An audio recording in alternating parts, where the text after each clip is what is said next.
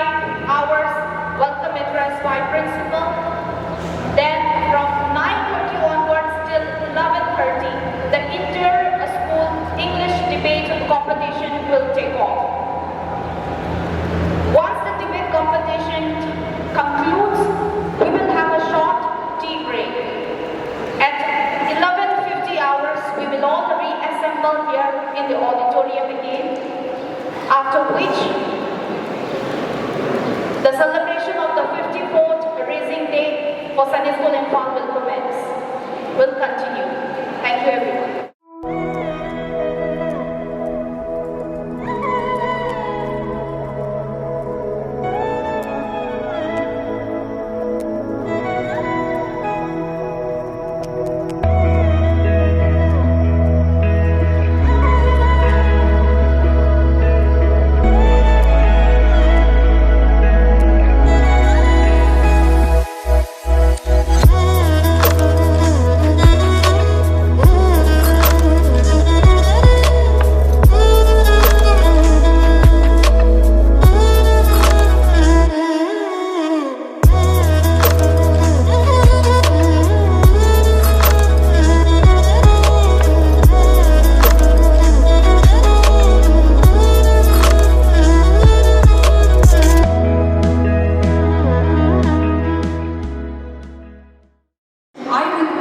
Our senior master, Mr. Aranga Romil Singh, to please honor and welcome the three judges of today's event.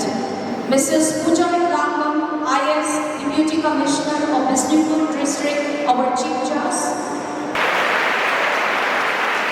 We also welcome Professor Raj Mohan Normaithe, retired VC of DM University, who has seen more debates than we have seen exam papers. Mr. Pradeep Panchoma, editor and author, Imphal Review of Arts and Politics. Thank you, sir. I'm Kenneth Churchill. And I'm Kenneth Romamba. And the air is filled with excitement and a hint of competition. We are thrilled to welcome you all to the 54th Raising Day of Sainik School Imphal. A day packed with inspiration, celebration, and a little friendly revelry. Established on October 7, 1971, Sainik School Imphal was founded by the Government of India under the Sainik School Society to provide quality, military-oriented education to the boys of the Northeast. Spread over 268 acres, the school has been a proud cradle of discipline, leadership, and patriotism, preparing cadets for a National Defense Academy and beyond. Today, we celebrate our 5 decades of excellence, commitment, and service to the nation. We also thank the Sainik School Imphal Alumni Association for sponsoring this inter-school English debate competition and extending an honorarium on the occasion of the 54th Raising Day. This generous support truly reflects their lasting bond with the school.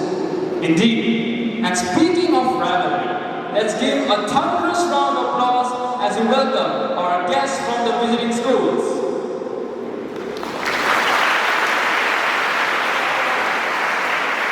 It is a pleasure to host today.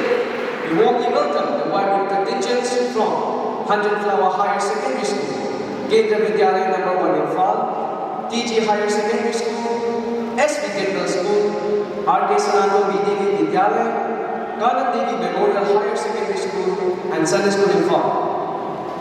Now, it's time to welcome the stars behind the spotlight, the ones with the toughest job today, our judges.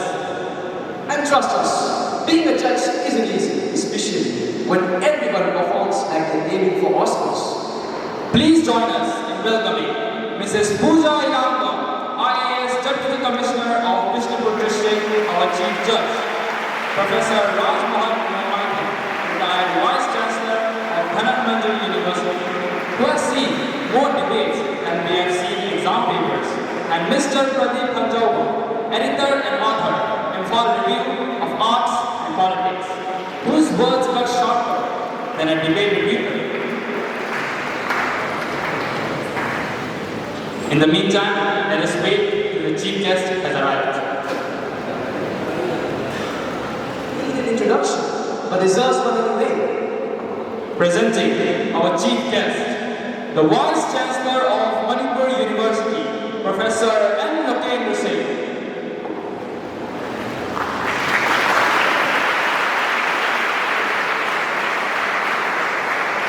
We now request our chief guest to kindly come forward and light the ceremonial lamp, marking the formal inauguration of the 54th Raising Day celebration.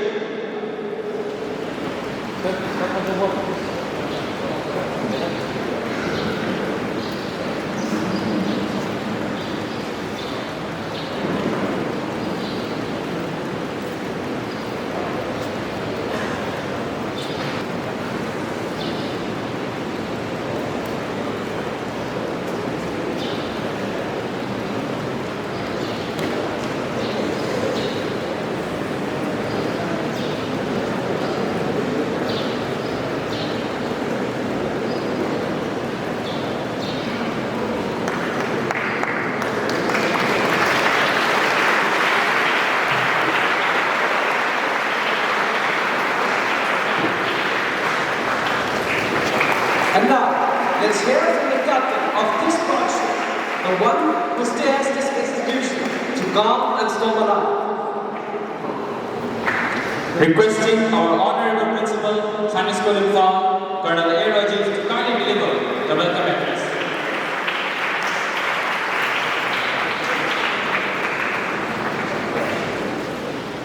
Kurumjari, Manipur. Esteemed Chief Guest for the day, Professor N. Lokendra Singh, Vice Chancellor, Manipur University, respected judges, Mrs. Pooja Lanbam, IAS, DC Vishnupur, Professor Raj Mohan, Nongmaitam, retired Vice Chancellor, DM University, Mr. Pradeep Panjabam, Editor and author, Imphal Review of Arts and Politics, learned principals of fellow schools, LBA members, President of the Old Boys Association, Sainik School Imphal, and all the alumni who reached here, Senior Master, all staff, students, officers in uniform, and my dear cadets.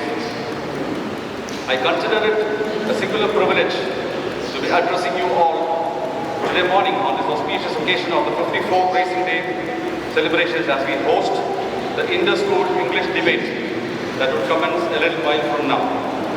I must thank the Old Boys Association for willingly accepting the proposal to sponsor this event for us today. Incidentally, yesterday we had the first structured OBS day of the school in 54 years of existence, and as a run-up towards that, we had first had a mega health camp sponsored by the OBA on 20th of September. And today's debate competition would be an appropriate culmination of the activities connected with both the OB Day as well as the Racing Day celebrations. At this juncture, I must state with contentment that the school has been performing exceedingly well with many of our alumni in exalted positions both in and out of uniform. The aim with which the school was set up has truly been achieved. It is also my proud privilege to be welcoming our esteemed dignitaries who are present amidst us today. I will now venture into giving a small introduction on each of them. Professor N. Lokendra Singh, our chief guest, is the 11th Vice Chancellor of Manipur University, having assumed the charge on 23rd July 2021. A distinguished academician and renowned administrator, he was the university's first registrar after it became a central university. An alumnus of St. Stephen's College, JNU, and Manipur University, he has led major reforms including the implementation of NEP 2020. Under his leadership, the university had expanded academic collaborations and research exponentially. He is a member of the National Medical Council, UGC, and has guided many PhD scholars so far. We are also lucky to have an enviable array of luminaries as judges today. Our Chief Judge, Srimati Pooja Lanbam, IAS, Deputy Commissioner of Vishnu Board, is an Indian Administrative Services Officer of the 2018 batch of Manipur Cadre. Ma'am holds a degree, a master's degree in international relations from JNU, New Delhi. In her career in the civil services, she She has undertaken several key administrative roles, contributing significantly to governance and development in Manipur. Currently serving as the Deputy Commissioner of Vishnupur District, she continues to demonstrate enviable leadership in public administration and community welfare. A prolific writer herself, she is well known for her literary pursuits. Professor Rajmohan Mammaithar, the retired professor of physical chemistry at Manipur University, who superannuated on 30th of April 2021 after over 35 years of distinguished academic service. A prolific researcher and science communicator, he has guided many PhD scholars, published more than 110 papers, authored 17 books, and engaged globally through research and academic outreach. So happy to be the first Vice Chancellor of DM University. Mr. Pradeep Panjauba, editor and author of Imphal Review of Arts and Politics, is a senior journalist, author, and editor based in Imphal. Currently, Sir is the editor of Imphal Review of Arts and Politics. He has written extensively on Northeast India, which are valuable treatises in the subject. Sir had previously edited the Imphal Free Press and is the author of The Northeast Question and Shadow and Light, and has also held prestigious fellowships at Indian Institute of Advanced Studies, Shimla, and Nehru Memorial Museum and Library, New Delhi. Once again, I thank all of you for joining us as we celebrate our 54th Racing Day. Ragachari, Jai Hind.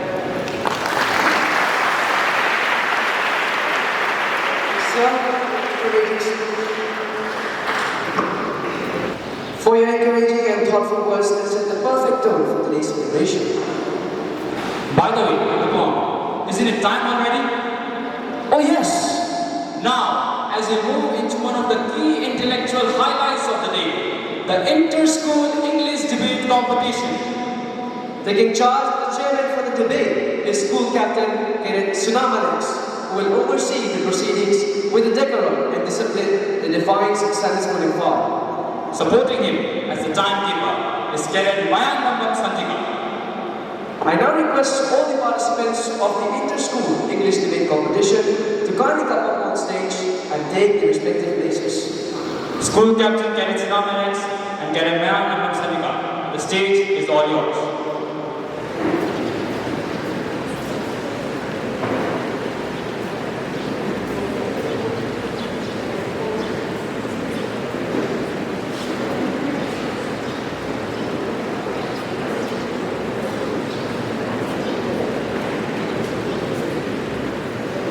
A very endearing morning, ladies and gentlemen, distinguished judges, members of the House, invitees, and everyone present here.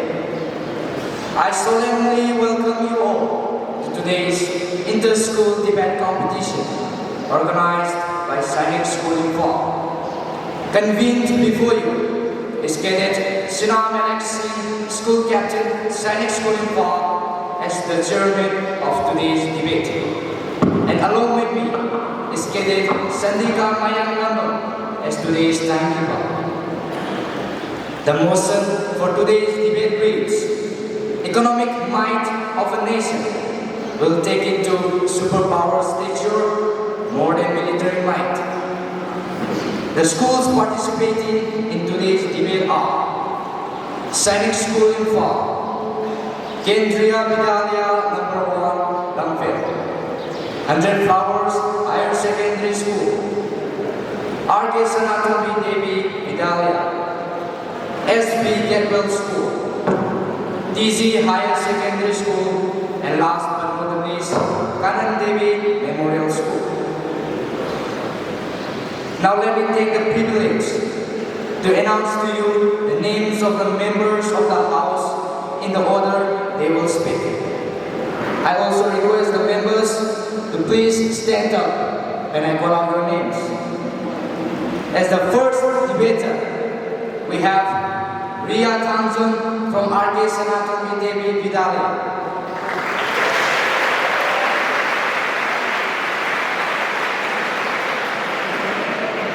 As the second debater, we have R.K. Lucia Devi from TZ Higher Secondary School.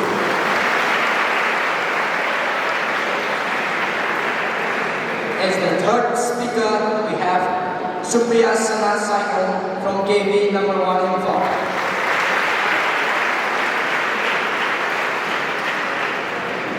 As the fourth debater, we have Aurora Zayan Chongtang from RK Sanatum KB Vidari. As the fifth debater, we have Maya Korimayu from 100 Flowers Higher Secondary School.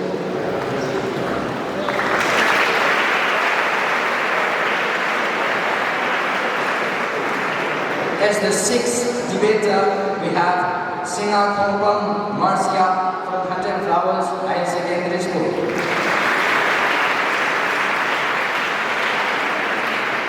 As the seventh speaker, we have Wasudha Mutun from SB Campbell School.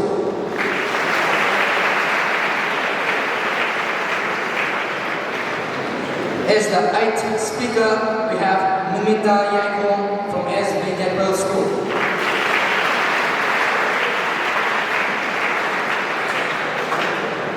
As the ninth speaker, we have Amar Song Tam from Kanan Devi Memorial School.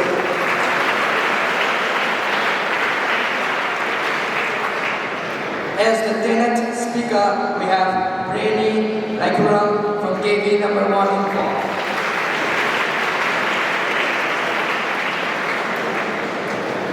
As the 11th speaker, we have Handrakbang Pathoisana from DC Higher Secondary School.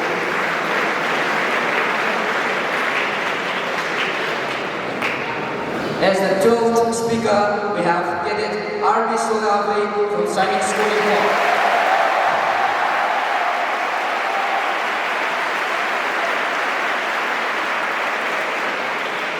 As the 13th speaker, we have Cadet Naurem Anthony from Sainik School.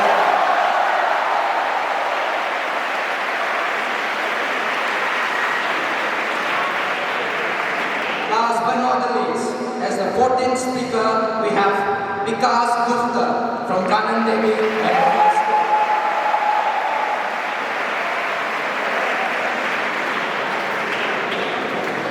Thank you, members. Before we begin, let me outline the rules and regulations and structure of the debate for everyone's clarity. Each member will be given a maximum of 5 minutes to present their arguments. A warning bell will be given at the end of 4 minutes like this. And a final bell will be given at the end of 5 minutes as such. If the participants exceed their allocated time, their marks will be deducted. There will be 7 members on each side, 7 for the motion of the House, while another 7 against the motion.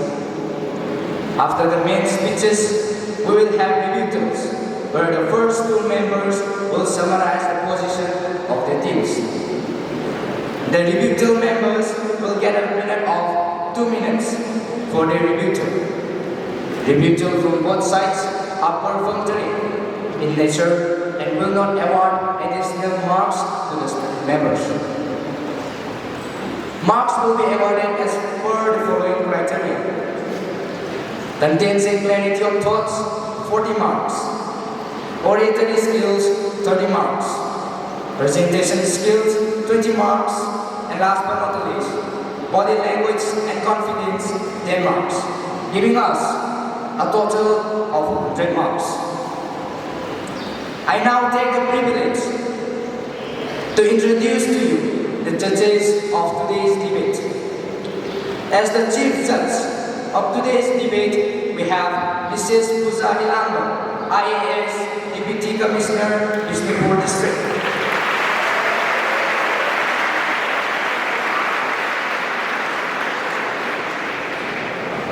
As the esteemed judges, we have Professor Raj Mohan Momaitian, retired Vice Chancellor, DM University.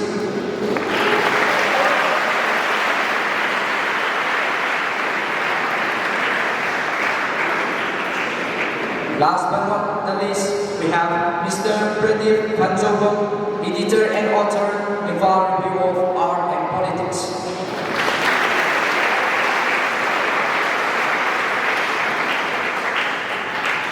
As we are about to begin, I would like to give some points of advice to the members of today's debate. The members are to use proper evidence and facts to support their arguments. The members are to remain respectful at all times and focus on the arguments and not the person. The members are to be aware of the time constraints. The members should not interrupt while others are speaking or resort to personal attack. The members should not make false claims or evidences. The members should not use unparliamentary language or observations on any religions, caste, community, political party, or individual. And most importantly, members should not read from any previously prepared script, any paper or aid. War of words, battle of minds, without any prolongation, I commence today's wonderful debate by inviting the first member, Ria Tanzan from R.K. Sanatamin Italia, to speak for the motion.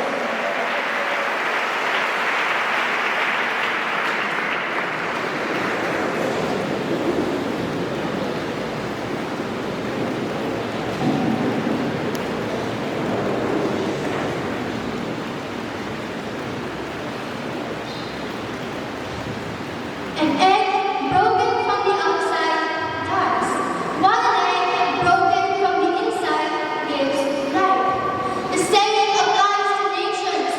Military might is the outside protective force, while economic power is the inner force that sustains growth.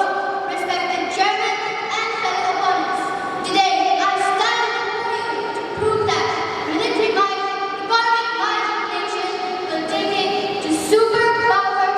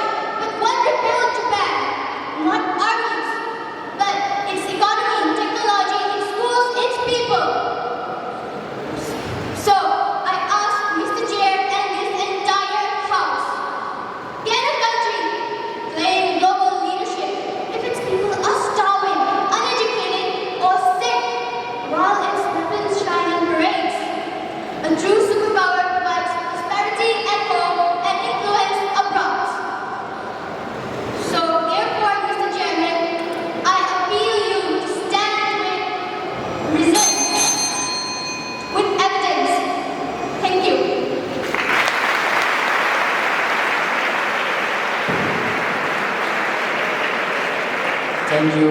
Yeah. Next, I would like to call upon R.K. Lucian Devi to speak against the motion.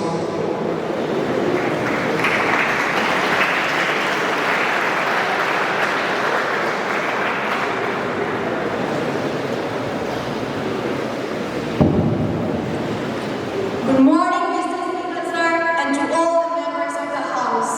Mr. Speaker, sir, Alfred here Mahan once said, an army without an economy will struggle, but an economy without an army will perish.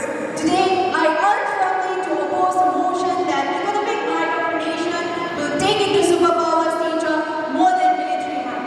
While economic power is certainly important, it is ultimately military power, the power to protect, deter, and dominate that truly defines the superpower. Mr. Speaker, sir, today I as the opposition will present some arguments that clearly prove the flaws of the motion and why this motion should not be accepted by this House. Point number one, Mr. Speaker, sir, wealth without defense is meaningless. History proves this beyond doubt. Take Kuwait in 1990, one of the richest oil nations at the time. Yet, its wealth alone could not save it from Iraq's invasion. Its sovereignty was restored only through US-led military intervention during the Gulf War in 1991, according to US Department of Defense report. Mr. Speaker, sir, doesn't this show us that economic might without military making is just an invitation to invasion? Point number two, superpower is equal to global military race. Consider the United States the most silent superpower today. Yes, it has the world's largest economy, but its true dominance lies elsewhere. Its unmatched military power allows it to project influence across the globe. So, Mr. Speaker, sir, I'd like to ask, will America be a superpower without its 11 aircraft carrier groups patrolling international water or its global network of bases? Can economic power alone command that kind of respect and authority? History has repeatedly shown us that economic might without security is meaningless. For example, Ukraine was growing in economy till 2022, but its economic progress could not stop Russia's invasion. Its only military strength and strong defense alliance can secure a nation's existence. Without security, there is no economy to boast of. Point number three, Mr. Speaker, sir, military strength creates influence even without massive economies. Look at Russia.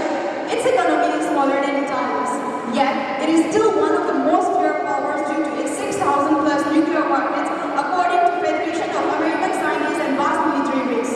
Or consider China. Its rise is not just about factories and trains.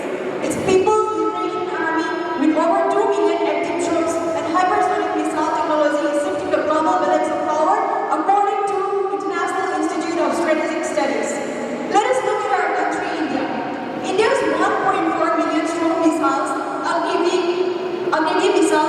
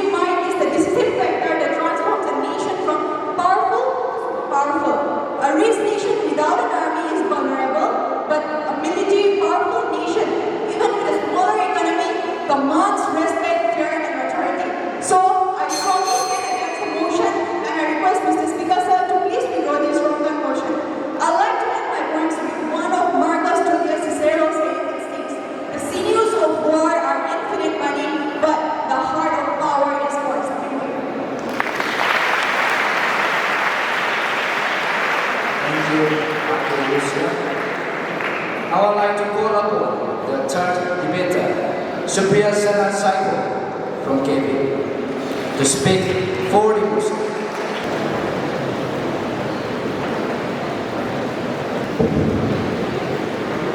Good morning, respected judges, my worthy opponents, and the audience. Today, I am Supriya Sana Saiko of KB number 1 Imphal, and today I stand firmly in favor of the motion that economic might is more important than the military might. While military might may be used to defend the borders, it is the economy that truly sustains, drives innovations, and gives a country long-term global influence. So, let me start my debate, Mr. Speaker, sir, and honorable judges. So first, economy is the foundation of all power, or simply, economy is the basis of military strength. Tanks, missiles, and fighter jets are not built with patriotism, but it is built with money, technology, innovation, and industry.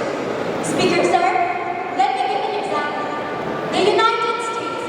The United States possess the largest military because of its strongest economy. Similarly, China's rise to power is driven by its economic growth, not just armies. When a country's people are educated, employed, and financially stable, obviously, internal stability follows. There is a famous saying by APJ Abdul Kalam. Let me give a highlight of that, Speaker, sir. So, Dr. APJ Abdul Kalam highlighted that prosperity brings peace and poverty and unemployment breeds unrest. Similarly, the success of projects such as Make in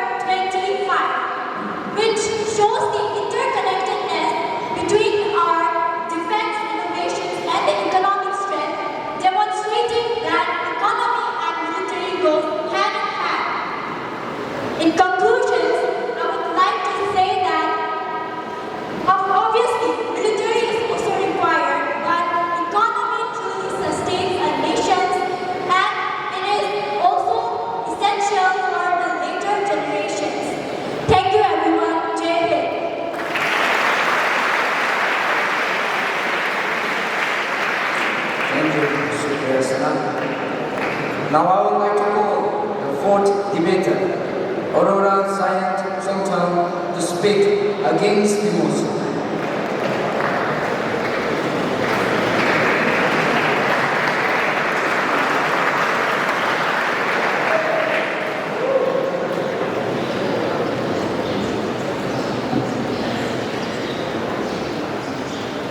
Today, I stand before you to speak against the motion. Economic might of the nation will take it to superpower stature more than military might. The opposition bases their entire case on the supremacy of wealth. But we must first clarify our terms. Firstly, the term superpower. Superpower in its truest form does not equate to a nation that has the biggest bank. Rather, it is a nation that has the force, capacity, and power to enforce and influence its will anywhere on the earth. Secondly, military might.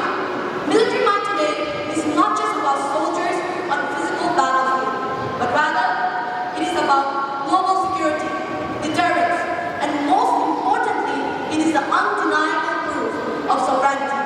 Therefore, Mr. Chairman, our case rests upon four powerful pillars. Pillar 1, security and sovereignty are the prerequisites. Military might is the non-negotiable prerequisite for economic function. Economic might is rendered useless when in face of military aggression. We saw this reality on February 24, 2022, when Russia invaded Ukraine. Its wealth was rendered inert in face of military aggression. Pillar 2, the primacy of crisis response and deterrence. Economic power fails entirely when in face of high crisis. When a nation faces natural disaster, a sudden regional conflict, or even a global pandemic, it is the military's logistical and structural command that is the first and most important responder. Furthermore, military is deterrence. It prevents wars from starting and it protects a nation's core interests from economic competitors. Pillar 3, economic giants are geopolitical minors. Pure economic might is insufficient for superpower status, Mr. Chairman. Economic might. Let's take the example of Japan and Germany. Although they are considered to be massive economies and have massive superpowers regarding global commerce, they are still not considered superpowers. Why? Because they lack the military capacity to project force. They may be economic behemoths, but they are still geopolitical dependents. Pillar 4, military drives economic innovation and cyber warfare. Technologies like the internet, or the GPS were not byproducts of corporate labs, but rather they were products from military research spending. This proves that military necessity often creates the very blueprint of economic innovation. And nowadays, in the age of cyber warfare, it is the military and its associated intelligence agency that stand as the ultimate firewall, protecting the nation's economic and power grids from devastating digital attacks. So, Mr. Chairman, let us conclude by establishing a hierarchy of power. Economic might is the glittering mansion that is inherently fragile. It is a mansion built on sand if it lacks the support provided by military might. I urge this House and I urge Mr. Chairman to reject the motion. We stand firmly against the motion and we urge this House to reconsider. Our case is clear. The military is a concrete slab upon which all the other forms of power must rest, and therefore it is the true and ultimate path to a superpower status for a nation. Thank you all.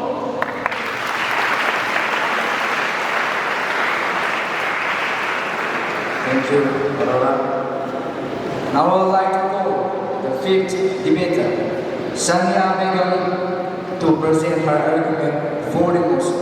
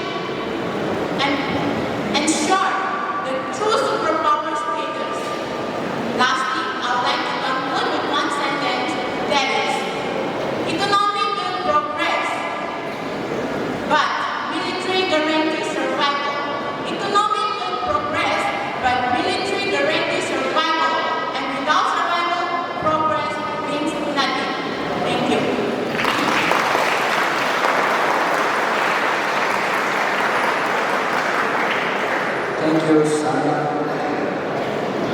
Now I call upon the sixth debater, Singapore Marcia, to speak against the motion. For the motion, sorry.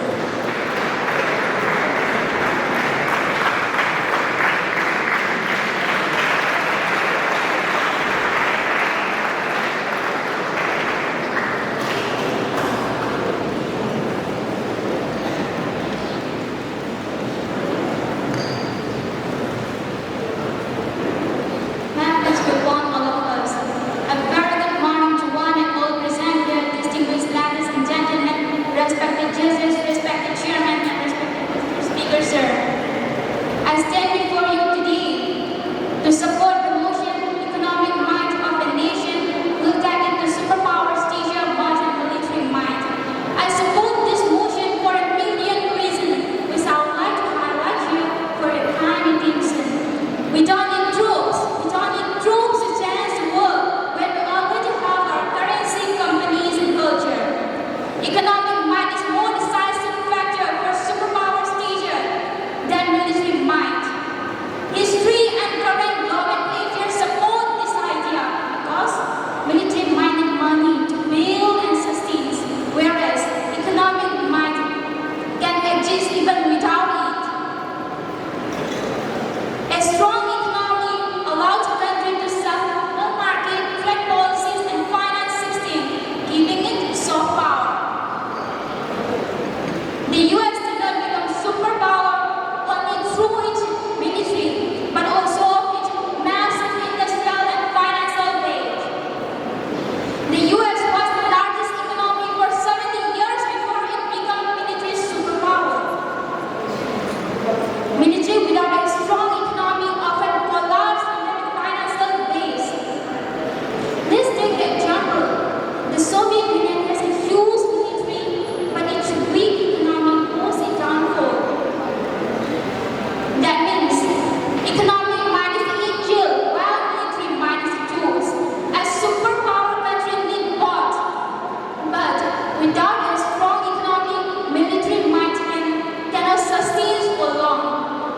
A study on Turkey indicates that there is a unidirectional relationship running through economic might to military spending.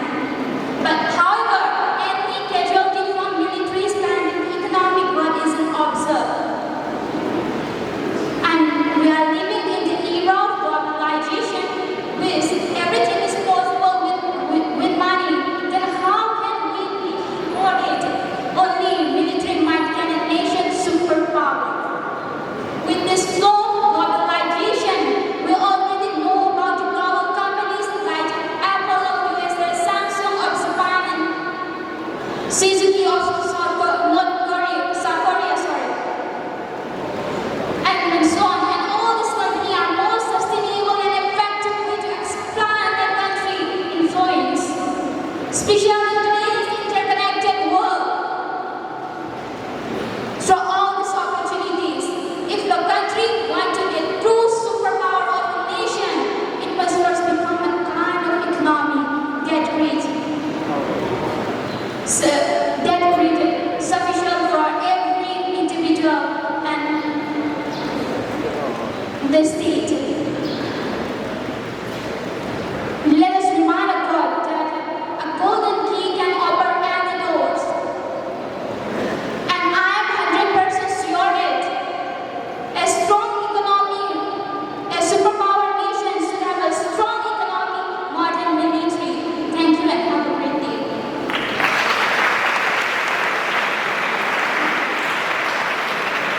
Thank you, Marcia.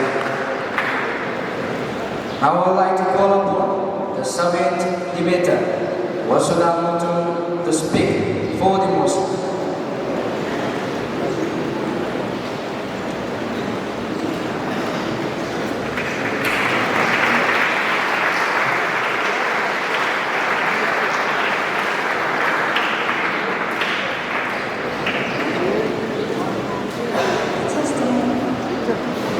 I'm sorry.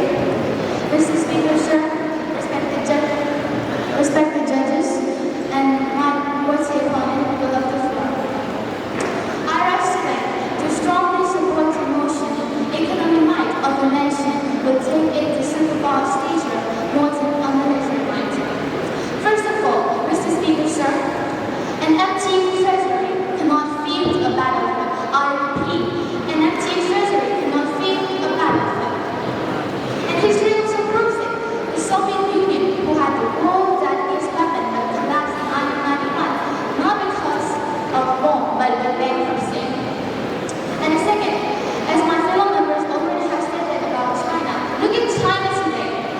They rise into power not because of firing bullets, but by building factories. In this 25 year, the economy went up from $1.2 trillion to $18 trillion.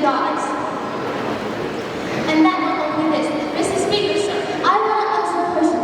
The future belongs to technology, artificial intelligence, cybersecurity, and space exploration, and it is the economy that fuels them.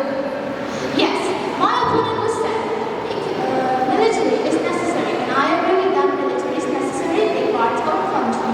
But look, Mr. Speaker, sir, military is a seed, economy is a sword.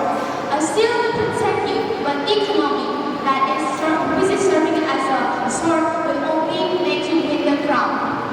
A starving soldier cannot hold a gun, but a good economy can fix it. You cannot eat bullets, but you can buy bullets if you have the belt. After that, there's in our modern world, there is a concept between a lot of people. They say there is a circular relation between economy and military. And if we look more closer at it, then the answer is clear why economy is more superior than military. They say economy funds military, but economy protects a country's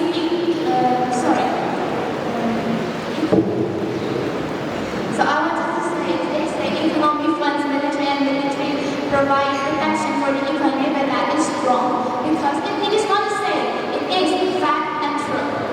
There was a study in Turkey, not once but twice, in 2006, in 2009 and 2015. They clearly said that there is only a unidirectional relation going from economy to military, but gradually there is no returning from military to economy. And why just we talk about foreign countries? Let's even look at India today. Our defense budget is $75 billion in 2025. And what fuels them? Our economy. And not just this, the big countries of the world, UAE, USA, Japan, and many other European countries court India for investment opportunity. They visit us not for them to sell, but for our IT sector, the trade and market.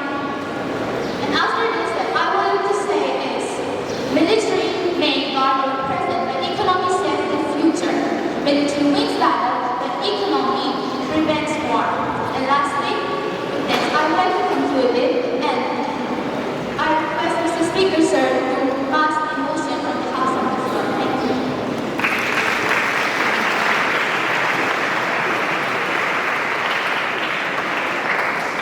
Thank you, Mr. Now I call upon the 8th Speaker, Nimita Yaiko, to speak against the motion.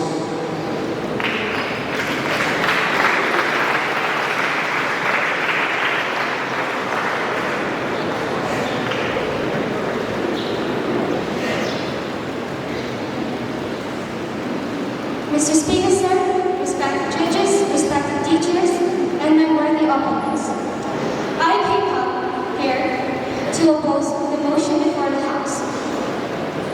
While economy is important, I truly believe that military might is what that truly makes a nation superpower. Mr. Speaker, sir, what is the use of wealth if it cannot be defended?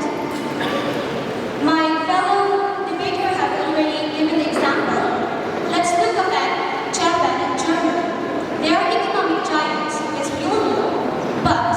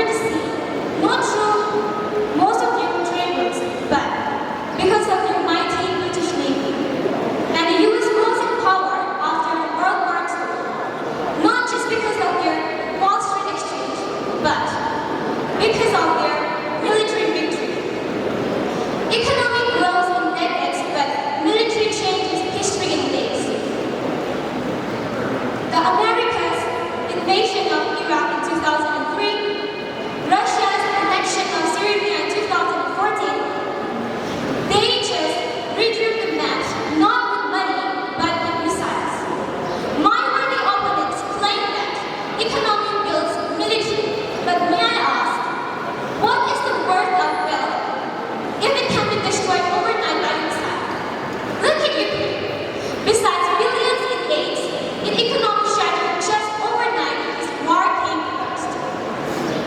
Let us remember, economy may want applause, but military commands respect. Economy buys you luxury, but military buys you survival. If we look about our country, during the wars with China in 1962, India's economy was very weak and unprepared.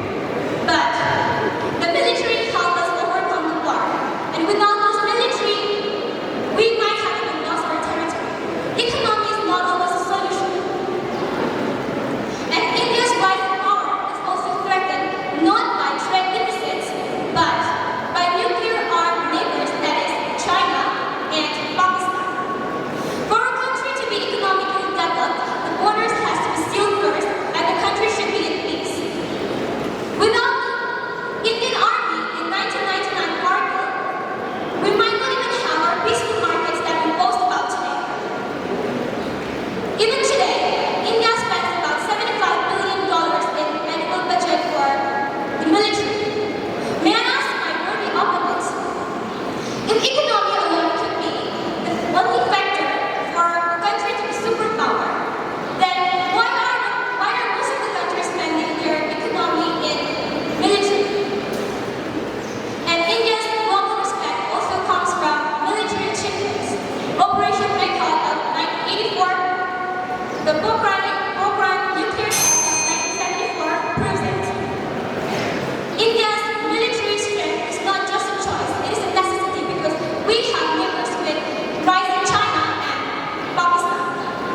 So, I stand here today to oppose revolution and India's rising power not just dependent on GDP growth, but to the iron shield of the Indian Army. So I request your Speaker, sir, and the House to resolve this motion. Thank you.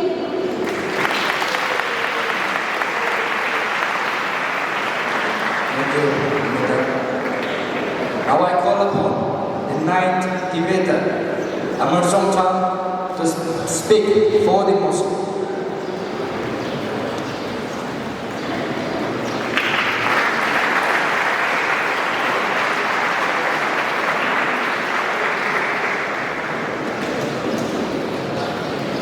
Good morning, respected honorable chief guests, chairman, principal, teachers, brothers, sisters, and all my dear friends. I stand in firm support of the motion. Economy is the foundation of development. Without a better economy, we can't develop our country. A thriving economy generates the revenue to fund defense, services, innovation, and research. Without a economy making, a military power can be sustained. Being a hack, science and technology is a sign of development. To develop our science and technology, we require a better economy. The things or materials are required by the science and technology department are provided by the economy for their project. Economy help the present investment.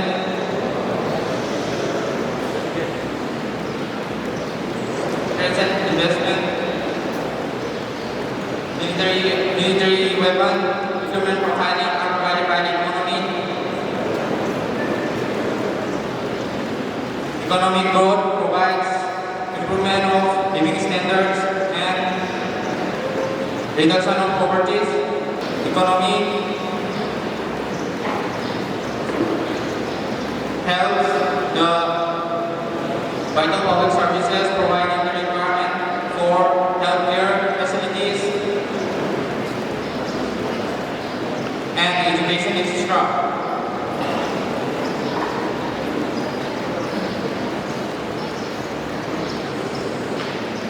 Yes, secure is difficult, but the military weapons are using for guarding our territory are provided by the economy. And last, I want to conclude that economy mind is superior